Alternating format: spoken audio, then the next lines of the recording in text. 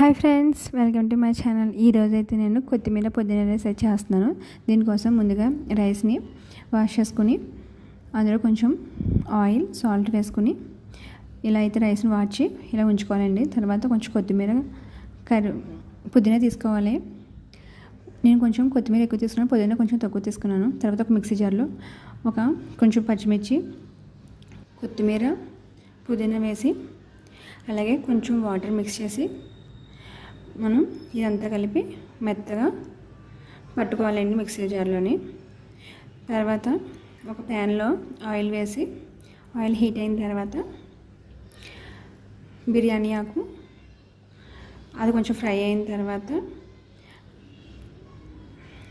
జాజి పువ్వు, లవంగాలు, యాలకులు, దాల్చిన చెక్క ఇవన్నీ కూడా వేసి బాగా ఫ్రై చేయాలండి.